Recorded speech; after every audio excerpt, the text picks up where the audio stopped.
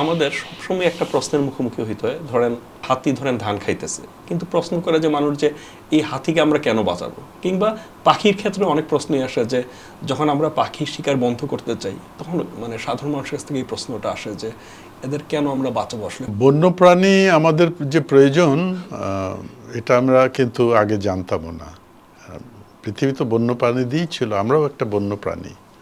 কিন্তু আমরা গত 15,000 বছরে আর বন্য নেই। শহর, গ্রাম এবং অন্যান্য সুরক্ষিত জায়গা তৈরি করেছি,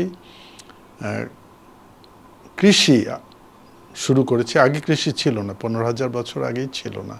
এবং পশুপালন শুরু, মাছ ধরা, মাছ পালা, পশু পালন ইত্যাদি করে আমরা আমাদের জীবন নিরাপদ, বন্যপ্রাণীর থেকে নিরাপত্তা দিয়েছি এবং আহারের একটা নিশ্চয়তাও আমাদের আছে। আমরা এরকম কিন্তু ছিলাম না। আমার মতো মানুষই আছে 3 লক্ষ বছর। তার আগে একটু আদি মানুষ তো ছিল 40 লক্ষ বছর ধরে। একেবারে হোমো ইরেক্টাসের কথা যদি বলি, যে সারা পৃথিবীতে ছড়িয়ে পড়েছে আফ্রিকা থেকে বেরিয়ে, সেটাও 40 লক্ষ বছর। ঠিক আমার মতো মানুষ আছে 3 লক্ষ বছর। কিন্তু আমরা অন্য প্রাণীর মতো প্রতিদিন বেরিয়ে আহার সংগ্রহ করে খেয়ে বেঁচে থাকতাম। চারিদিকে বাঘ, সিংহ, সাপ, সাপদ প্রাণী ছিল। এর মধ্যেই আমাদের কোনো রকমে টিকে থাকতে হতো লড়াই করে। সেটা চলে গেছে গত 15,000 বছর। এই 15,000 বছরে আমরা বন্যপ্রাণী প্রায় নিঃশেষ করে ফেলেছি। বন্যপ্রাণী দিয়ে আমরা ক্ষতিগ্রস্ত হতাম।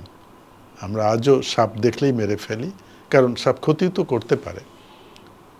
কিন্তু আমরা গত 100 বছরে, মাত্র 100 বছর, প্রায় 100 কি 150 বছর ধরুন, আমরা এত কমে গেছে বন্যপ্রাণীর সংখ্যা যে আমাদের টিকে থাকার সমস্যা দেখা দিয়েছে। এবং আমরা আবিষ্কার করেছি, সমস্যা আগেই হয়েছে, কিন্তু আমরা আবিষ্কার করে বুঝতে পেরেছি যে বন্য প্রাণী ছাড়া আবার আমরা টিকে থাকব না। এই বোঝ এসছে যে বন্য প্রাণীর একটা অবদান আছে প্রতি ক্ষেত্রে। আমরা এটা আগে জানতাম না কিন্তু, কারণ ওটা তো অত স্বপ্রকাশিত না। ধরুন আমাদের যত ফসল ফলে তার মধ্যে ফসল ফলে এক ফুল থেকে আরেক ফুলে পরাগায়নের পরে, তাই না? যেমন একটা ধানও কিন্তু পরাগায়ন না হলে হয় না, আম পরাগায়ন না হয়ে হয় না, বেগুন পরাগায়ন না হয়ে হয় না। এই পরাগায়নটা করে কে? পরাগায়ন করে বাতাসে কিছুটা হয়, আর মূলত কীটপতঙ্গ এবং পাখি করে, কিছু পশুও করে। এই কাহিনীটা আমাদের জানা ছিল না, কারণ তারা তো নীরবে এই কাজটা করে যায়। আমরা তো দেখতেও পাই না যে আমের মুকুলের পরাগায়ন হচ্ছে কীটপতঙ্গ দিয়ে, সেটা তো আমরা দেখতে পাইনি। সেটা আমরা গত 150 বছর ধরে জানি।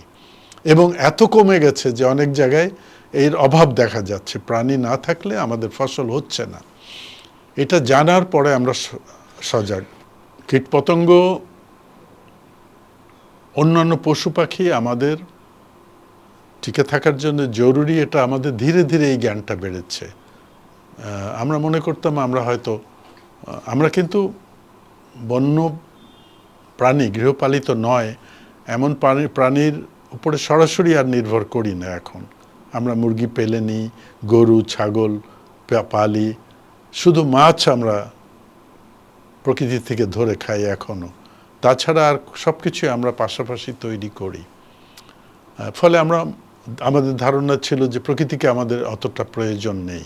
কিন্তু গত 150 বছর ধরে আমরা নিশ্চিত জেনেছি এটা সত্যি নয়। প্রকৃতি ছাড়া কিছুতেই আমরা টিকে থাকবো না। তার অনেকগুলো কারণ আছে। একটা হলো যে আমাদের ফসলই হয় না পরাগায়ন না হলে। আবার যেসব পশু পাখি আমরা গৃহপালিত করে তাদের উপর নির্ভর করি, তারাও টিকে থাকবে না বন্য প্রাণী না থাকলে। কারণ এটা এখন জেনেটিক ইনব্রিডিং, তার মানে ওদের ইনব্রিডিংয়ের ফলে অসুখ বিসুখ হয়ে সব ধ্বংস হয়ে যাবে, যদি না আবার বন থেকেও কিছু এনে মিশ্রণ না হয়। যেটা ধরেন মুরগির ক্ষেত্রে এই দৃষ্টান্ত দেওয়া যায়। মুরগিটাই পৃথিবীতে সবচেয়ে বেশি, এটা বনেও এই মুরগি আছে, বাংলাদেশেই আছে, রেড জাঙ্গল ফাউল, বন মুরগি, ঠিক একই মুরগি কিন্তু সারা পৃথিবীতে গৃহপালিত করা হয়েছে। যেই ব্রিডই বলা যাক না কেন, ব্রিড হিসেবে নাম ভিন্ন কিন্তু একটি প্রজাতি, বাংলাদেশের রেড জাঙ্গল ফাউল। আচ্ছা, মানে এখান থেকে শেষ পর্যন্ত আসলে সব এখান থেকে সারা পৃথিবীতে গেছে।